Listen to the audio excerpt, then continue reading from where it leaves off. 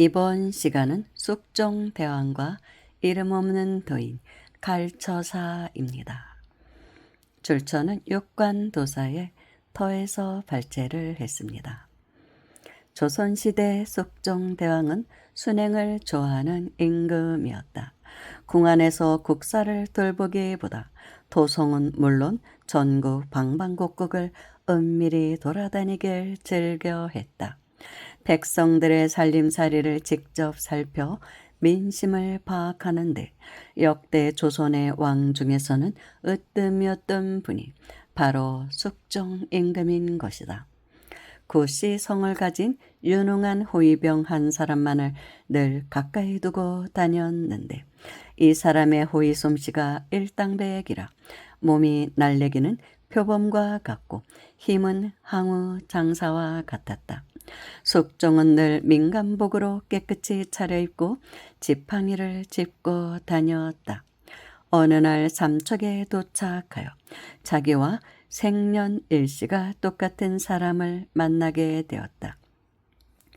그 사람은 벌을 1000통이나 치는 양봉꾼이었는데 숙종은 너무도 신기해서 그를 초대하기에 이른다. 나는 한양 사는 이동지라는 사람인데 우리가 기이한 인연이니 한번 우리 집으로 놀러 오시게나 하면서 아무 날이 되어서 어디로 오라 말하고는 돌아왔다. 얼마 후 이 양봉꾼은 자신을 초청해준 준수한 용모의 선비 말대로 한양 구경도 할 겸 정말로 남대문을 들어오게 되었다. 마땅한 선물이 없어서 도토리 알맹이에 꿀을 재워서 한 통을 싸들고 그 선비가 오라는 곳으로 갔다. 그런데 이게 웬일인가? 앞불싸 경복궁이 아닌가? 왕 앞에 사지를 떨며 나서니 어이쿠 우리 친구 어서 오시게 하면서 숙종은 희색이 만면이었다. 가져온 선물 보따리를 풀어놓으니 궁궐의 만조백관들은 모두 처음 보는 것이라 눈이 자뭇 희둥그레졌다. 숙종 임금이 먼저 맛을 보니 도토리의 떫은 맛이 약간 남아 있긴 했지만 그 속에 든 꿀은 몇 달간이나 채워져 있었던 까닭에 희한한 단맛이 입안에 가득히 퍼지는 것이었다. 숙종은 신하들에게도 권하며 이 음식의 이름을 꿀밤이라 명했다고 한다. 그러니까 꿀밤이란 이름은 숙종 때 처음 어명으로 만들어진 이름인 셈이다. 임금의 순행 뒤에 생긴 이름이니 꿀밤이란 그 이름은 꽤나 팔자가 좋은 이름인가 보다. 순행을 다니다 보니 희한한 일들이 이렇듯 생기는데 어느 날은 또 임금이 깜짝 놀랄 일이 벌어지게 된다. 순행을 좋아하는 숙종이 수원 지지대 고개 쪽으로 쉬엄쉬엄 걸어 내려가는 중이었다. 언제나처럼 두루마기 차림에 갓을 깨끗이 쓰고 가던 중 숙종은 고개 아래쪽 냇가에서 엉엉 울고 있는 어떤 총각을 발견했다. 이 냇가는 지금의 수원천이라고 합니다. 괴이하다 싶어 자세히 살펴보니 그 총각은 물이 흘러 내려가는 냇물 바로 옆에 관을 가져다 놓고 묘를 파고 있지 않은가. 조금 파내면 물이 그만 꽉 차. 산만 갖다 대도 물이 술술 오르니 그 더벅머리 총각은 엉엉 울면서도 어찌할 바를 모르는 것이었다. 숙종은 내심 의아스러웠다. 저 사람이 아마도 묘를 쓰는 모양인데 아무리 가난하고 땅이 없어도 유분수지 묘를 쓰려면 산에 써야지 어찌 송장을 물속에 넣으려고 저러는지 그것 참 희한도 하다. 숙종은 그 모습이 너무도 이상했던 것이다. 숙종은 그 더벅머리 총각에게 말을 걸어볼 작정으로 담뱃대를 뒤로 치켜들었다. 뒤쪽에 떨어져 호위하던 구씨에게 따라오지 말라는 뜻이었다. 구씨는 멀찌감치 떨어져 바위에 앉아 왕을 살피고 있는데 왕이 개울로 내려가 총각에게 점잖게 묻는다. 이복의 총각, 여기 관은 누구 것인고? 예, 제 어머님의 시신입니다. 여기는 왜 파고 있는고? 묘를 쓰려고 합니다. 숙종의 짐작이 맞기는 맞았는데 그렇다면 정말로 어처구니 없는 일 아닌가? 아무리 못 배웠어도 그렇지 부모의 시신을 냇가에 묻는 자식이 어디 있는가? 사람이 정깨구리가 아닌 바에야 그리는 못하는 법이다. 숙종은 연유가 몹시 궁금해졌다. 이보게나 여기 좀 보게. 물이 금방 이렇게 솟아나는 곳에 어찌 묘를 쓰려고 하는가? 저도 무슨 영문인지는 모르겠으나 오늘 아침에 어머니께서 갑자기 세상을 뜨셨는데 갈처사라는 노인이 찾아왔었습니다. 절더러 불상타하면서 이리로 데려와서는 이 자리를 무조건 팔아 하셨습니다. 그분은 꽤나 유명한 직관이신데 저기 저 높은 언덕에 살고 계십니다. 총각은 옷소매로 연신 눈물을 훔치면서 자신의 곤혹스러운 심경을 처음 보는 양반 나으리께 하소연하듯 아뢰었다. 숙종이 곰곰이 생각해보니 그 갈씨라는 직관이 괘씸하게 이를 데 없는 것이었다. 가난한 사람을 도와주지는 못할 망정 이렇게 골탕을 먹이고 있으니 내 이놈을 당장 차명에 처해야겠다고 다짐을 하면서 총각이 가리키는 곳을 보았다. 산 언덕 높은 곳에 쬐끄만 오막사리가 있었다. 숙종은 불현듯 차고 다니던 부통에서 붓을 꺼내어 무엇인가를 급히 썼다. 그리고는 둘둘 말아 그 총각에게 건네주고는 이렇게 말한다. 여기 일은 내가 보고 있을 터이니 이 서찰을 가지고 수원부로 급히 가거라. 수문장들이 길을 막거든 이것을 보이도록 하라. 총각은 또 한 번 황당했다. 아침에는 어머니가 돌아가셨지 유명한 직관이 와서 오후 시간에 냇가에 묘를 쓰라고 하지. 묘를 쓰면서 하도 기가 막혀 엉엉 울고 있는데 갑자기 또 웬 선비가 나타나 수원부로 뛰어가라 하지. 도무지 어느 장단에 발을 맞춰야 할지 모를 지경이었다. 그러나 선비의 차림새가 워낙 수려청정하고 목소리에 위엄이 있는지라 총각은 그러리라며 수원부로 급히 가게 되었다. 그 서찰에는 다음과 같이 적혀 있었다. 어명, 수원부사는 이 사람에게 당장 쌀 300가마를 하사하고 좋은 터를 정해서 묘를 쓸 수 있도록 한시바삐 조치하라. 수원부가 발칵 뒤집힌 것은 불을 보듯 뻔한 일이다. 전후 사정을 파악한 수원부사는 즉시 어명을 수행했다. 직관이 동원되고 창구에서 쌀이 쏟아져 마차에 실리니 총각은 정신을 차릴 수가 없었다. 아, 상감마마, 그분이 상감마마였다니. 총각은 하늘이 노래해졌다.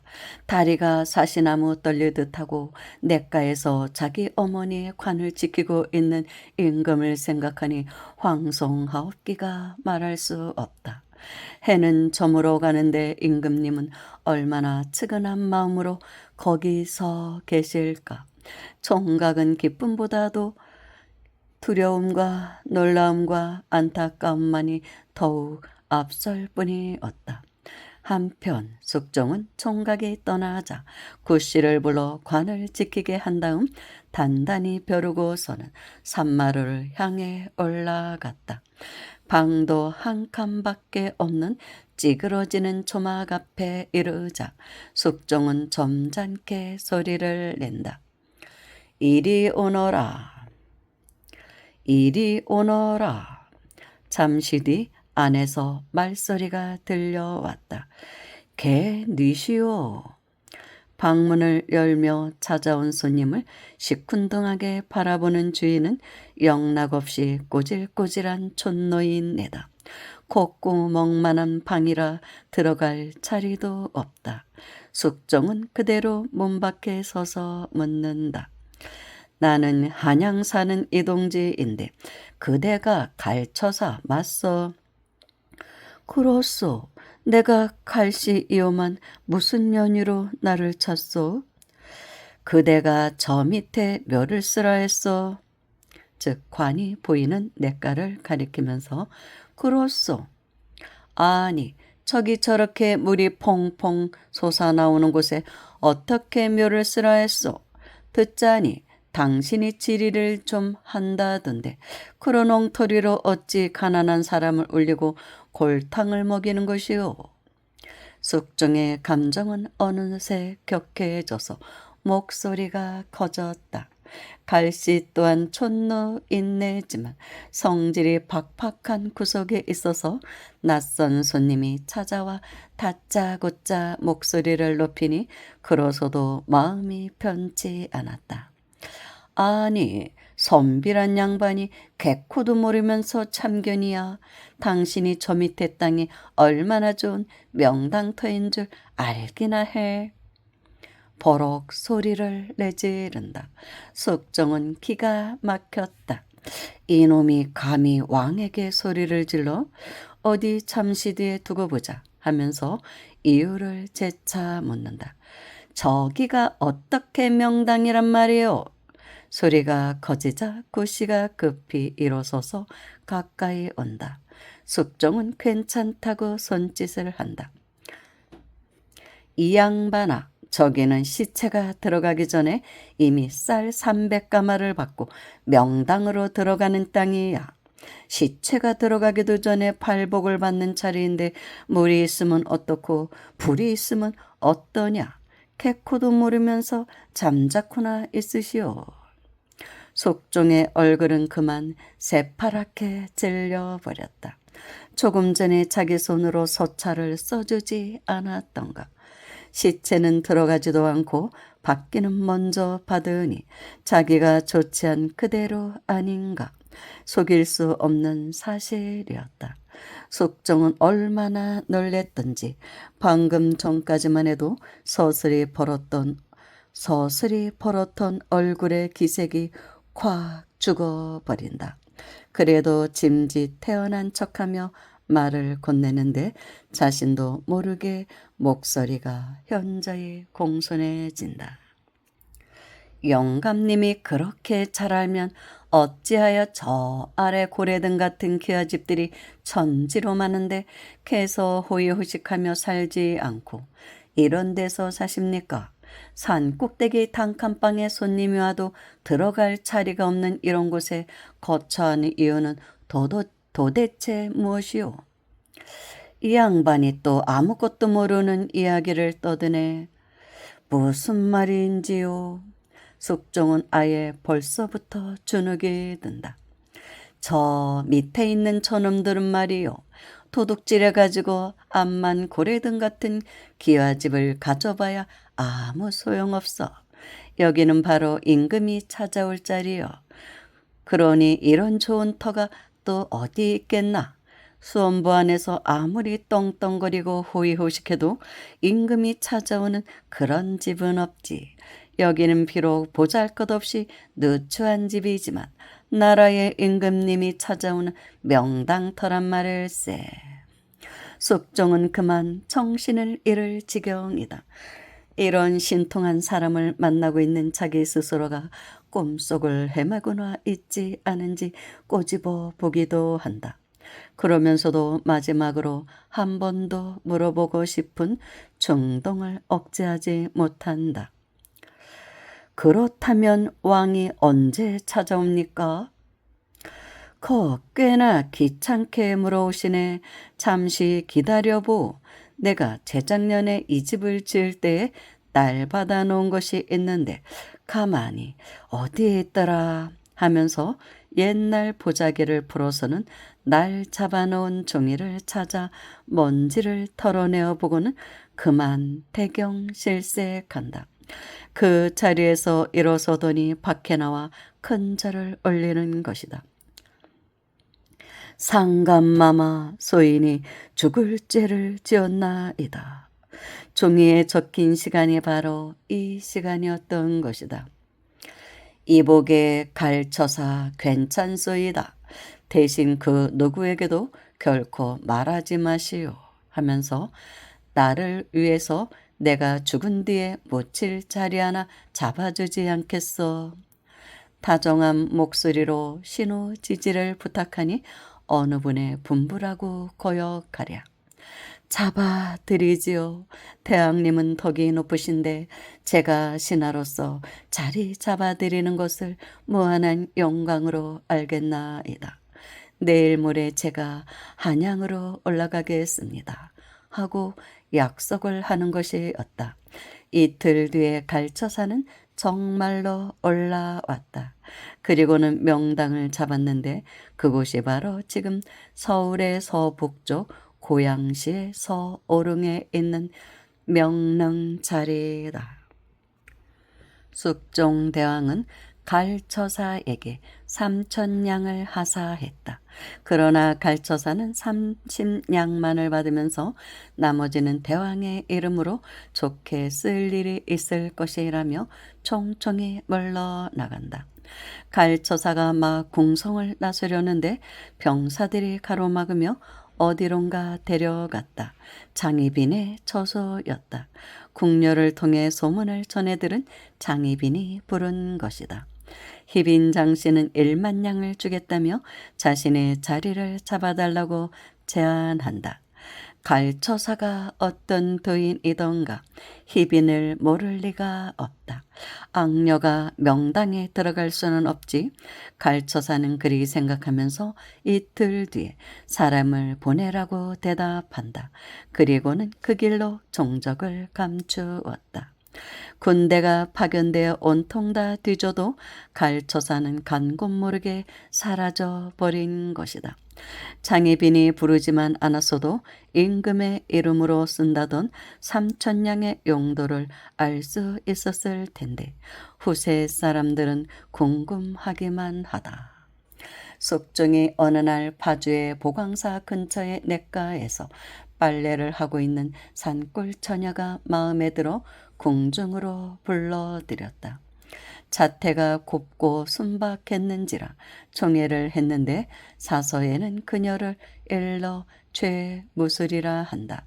죄무술이가 숙종의 사랑을 받게 된 결정적인 동기 중에 소위 민왕후 제사 사건이라는 것이 있다. 숙종은 어느 날 밤이 깊어 국내를 순행하는데 오직 불이 꺼지지 않은 방 하나를 발견하고 그리로 발길을 옮기게 된다. 다름 아닌 최무수리의 방이다. 촛불이 켜져 있고 향내가 진동을 하는데 연유를 물은즉 오늘이 돌아가신 민왕후의 생일이라 아랜다.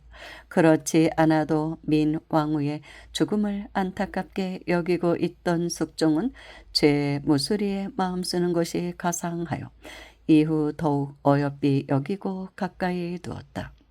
죄무수리는 곧 회임을 하였다. 배가 불러 산딸이 가까워 오는데 이 소식을 들은 장희빈이 가만히 있을 리 만무했다. 취선당 앞에 꿇어 앉혀놓고 매질을 하여 후에 영조대왕이 되는 대중아기의 생모인 죄무수리는 그만 반사 직전에 이르게 되었다. 이때 숙종 임금은 낮잠을 잠시 자는 중이었다. 잠깐 잠든 사이에 호련히 용이 나타나 다급한 목소리로 아바마마 저를 살려 주십시오. 취선당 앞에서 죽어가고 있습니다. 라고 외쳤다. 숙종은 귀하게 생각하여 곧 취선당으로 행차했다. 한편 상감이 납신다는 소식이 떨어지니 희빈 장씨는 마음이 다급해졌다. 몸이 축 늘어져 버린 죄무수리를 갑자기 옮길 수도 없고 그래서 커다란 항아리로 덮어두었는데 비가 흘러 주변의 땅이 붉게 물드니 그만 숙종에게 발각되고만 것이었다. 숙종은 대노했다. 희빈 장씨에게 사약을 내렸으나 장씨는 그것을 팽개쳐 버린다. 그리고는 주상의 면전에서 지존의 주상에게 최후의 발악으로 욕까지 서슴없이 내뱉는다. 숙종의 경로는 극에 달했다. 군사를 시켜 장씨의 입을 벌리게 하고 손수 사약을 부어넣으니 한 시대를 풍미했던 사악한 여걸의 마지막은 이렇듯 비참했다. 이런 악독한 여인이었기 때문에 갈처사가 그녀의 묻힐 자리를 잡아주지 않으려고 종적을 감추었던 것이다. 제3, 제4 확인하고 강조하는 바이지만 명당은 절대로 악한 사람에게는 그 털을 열어주는 법이 없다. 이런 경우는 역사 이래로 조금치 예에도 남기지 않았다. 땅은 곧 인심이 바로 서 있는 사람에게만 열린다. 살아생전 선업을 많이 쌓고 올바르게 행하면 그 복은 반드시 오게 된다. 당대에 오지 않으면 후대에 가서라도 반드시 이루어진다. 이것이 풍수가묘의 이치요. 대자연의 위대한 법칙이다. 그래서 선업을 짓는 사람들은 저절로 명당터로 들어간다고 합니다. 그리고 악업을 지은 사람은 아무리 직관이 명당터를 잡아주려고 애를 써도 진짜 혈처를 약간 벗어나서 쓰게 된답니다.